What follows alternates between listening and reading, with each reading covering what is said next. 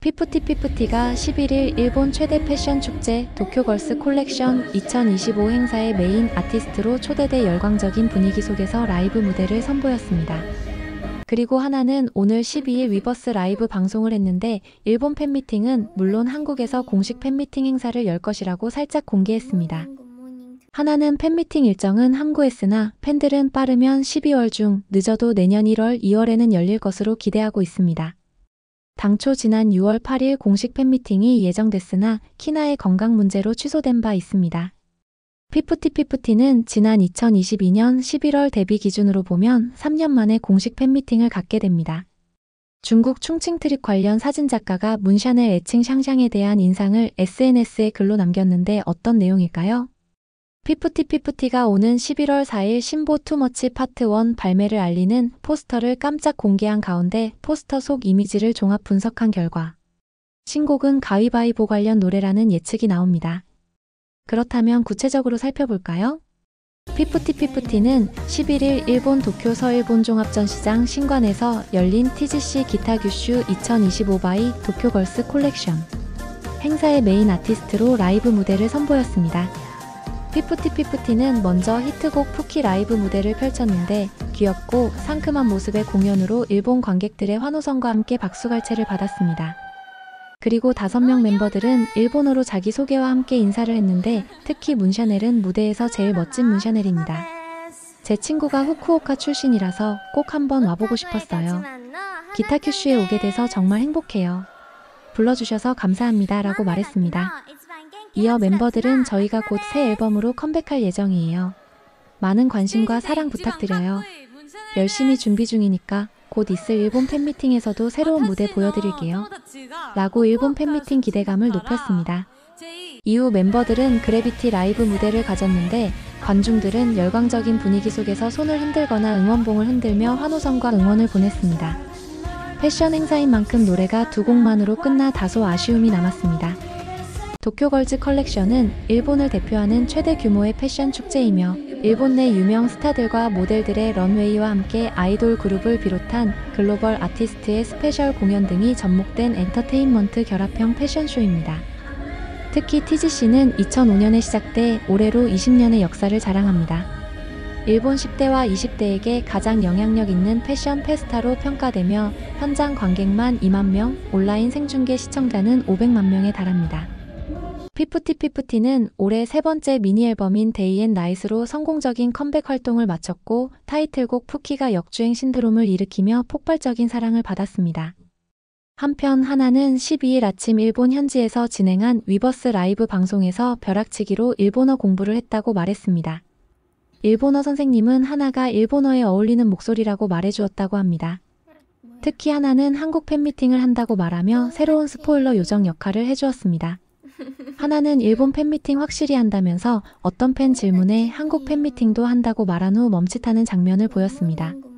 그리고 언제인지 일정에 대해서는 말을 아끼는 모습이었습니다. 팬들은 11월 4일 컴백한 후 빠르면 12월 중 한국에서 공식 팬미팅을 할 것이라는 예측을 내놓고 있습니다. 늦어도 내년 1월이나 2월에는 팬미팅을 진행할 것이라는 관측입니다.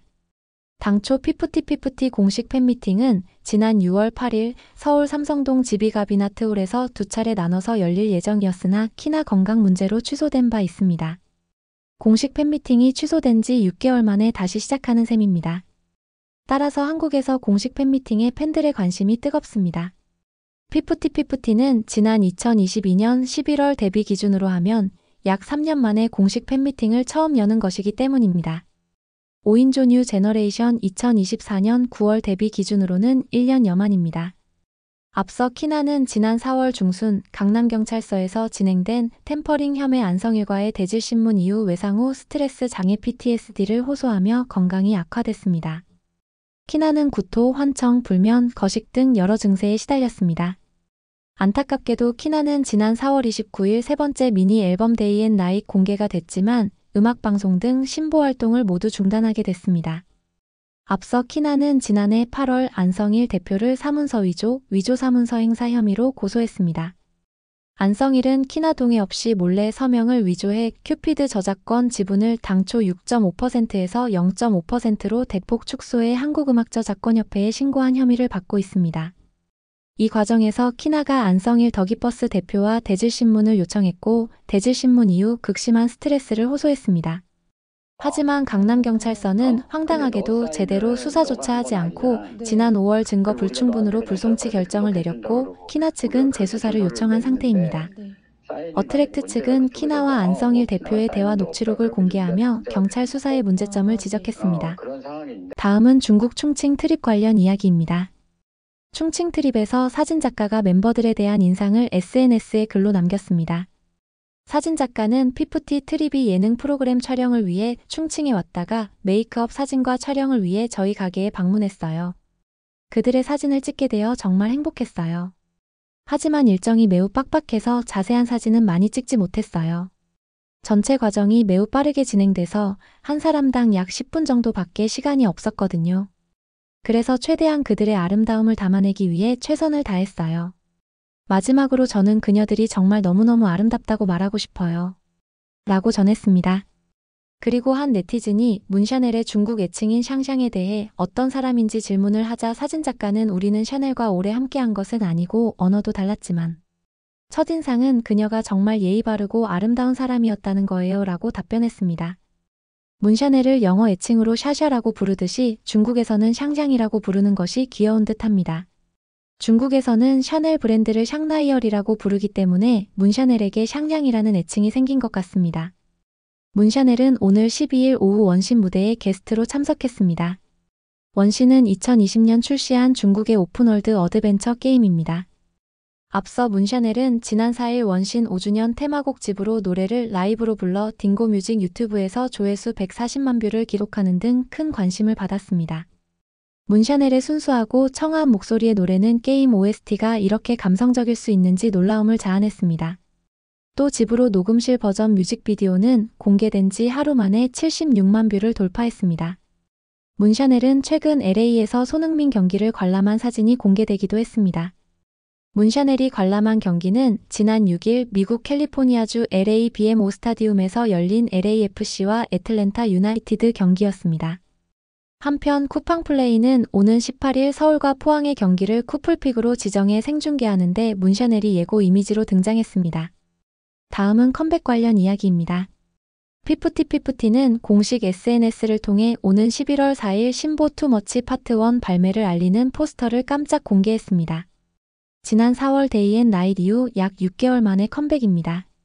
특히 공개된 포스터 속 컬러풀한 색감의 가위와 조약돌들이 흩어져 있고 그 위로는 알 수 없는 손이 찍힌 폴라로이드 사진들이 놓여 있어 포스터에 담겨있는 오브제들의 의미에 대한 궁금증은 물론 신보 콘셉트에 대한 기대감을 한껏 높였습니다.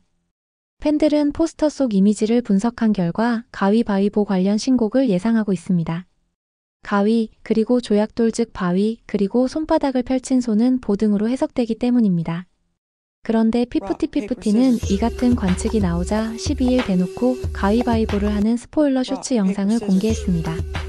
피프티피프티는 탄탄한 라이브 실력과 고퀄리티 음악을 고집 믿고 듣는 걸그룹으로 자리매김했습니다. 오는 11월 4일 투머치 파트 1으로 정격 컴백하는 피프티피프티의 신보 관련 자세한 정보는 추후 단계적으로 공개될 예정입니다. 여러가지 이야기들 어떠셨나요? 구독, 좋아요는 더 좋은 영상 제작에 큰 힘이 됩니다. 좋은 주말 보내세요.